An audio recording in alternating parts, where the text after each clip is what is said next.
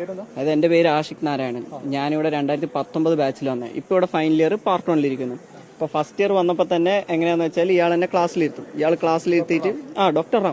ഇയാൾ ക്ലാസ്സിലിരുത്തിയിട്ട് ആദ്യം ഒരു 5 മിനിറ്റ് മറ്റേ എന്താ ഇതാണ് ചാപ്റ്റർ എന്ന് പറഞ്ഞിട്ട് പിന്നെ ബാക്കി മൊത്തം രാമായണം പറയലാന്ന് ഇയാളുടെ പരിപാടി. അപ്പോൾ ഇടയ്ക്ക് 2-3 പ്രാവശ്യം എന്നെ ഇങ്ങനെ ക്ലാസ്സിൽ എണീപ്പിച്ചിരുത്തിയിട്ട് എന്നെ ഫ്രണ്ടിൽ വരാൻ പറയും. നമ്മൾ ഫ്രണ്ട് റോയിലെ ആമ്പിളർ ഇരിക്കുക, എന്നിട്ട് ക്ലാസ്സിനെ ഫേസ് ചെയ്യാൻ പറയും. എന്നിട്ട് ബാക്കിയുള്ള പിള്ളേർ നോക്കിയിട്ട് നോക്ക്, ഇവനെ കണ്ടിട്ട് ഒരു ബെഗറിന്റെ ലുക്കില്, ഇവനെ കണ്ടിട്ട് ഒരു കോളനി ബെഗറിന്റെ ലുക്കില്. എന്നിട്ട് എന്റെ ചെരുപ്പ് കണ്ടിട്ട് പറയും ഇവന് വീട്ടിൽ പൈസ ഒന്നും ഇല്ലാത്തതാണ്, ഇവന് ബെഗർ വേഷത്തിൽ ഇങ്ങനെ വരുന്നെന്ന് പറഞ്ഞിട്ട് പോയി ഇരുത്തും. മുന്നിൽ കൊണ്ട് നിർത്തിയിട്ട് എന്നെ ഇങ്ങനെ കാണിക്കാം. എന്റെ കൂടെയുള്ളവരൊക്കെ, എന്റെ കൂടെ നിന്ന് പഠിച്ചവർക്കൊക്കെ ഇതറിയാം. എന്നിട്ട് അവസാനം ഇതൊക്കെ കേട്ട് അവസാനം ഫസ്റ്റ് ഇയർ എങ്ങനെയല്ലോ നീക്കി കഴിഞ്ഞു.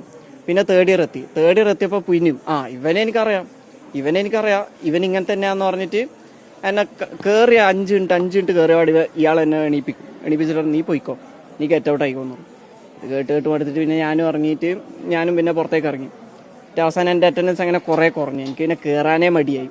പിന്നെ എങ്ങനെയെങ്കിലൊക്കെ അറ്റൻഡൻസ് നീക്കണമല്ലോ എന്ന് പറഞ്ഞിട്ട് കയറുമ്പോഴത്തേക്ക് ഇയാൾ അതിനും തരില്ല അറ്റൻഡൻസ്.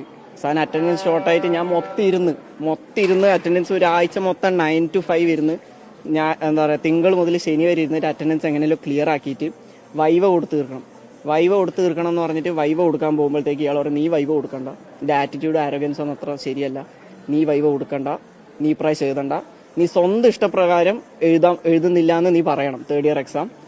ഇല്ലെങ്കിൽ നീ അഥവാ എഴുതുവാണെങ്കിൽ ഞാൻ നിന്നെ പ്രാക്ടിക്കൽ പൊട്ടിക്കും. നീ പ്രാക്ടിക്കൽ ഇപ്പം മാത്രമല്ല പിന്നെ അങ്ങോട്ടും പൊട്ടിക്കും. പകരം നീ ഇപ്രാവശ്യം എഴുതാണ്ട് നിന്നിട്ട് അടുത്ത പ്രാവശ്യം നീ വന്നിട്ട് എഴുതാ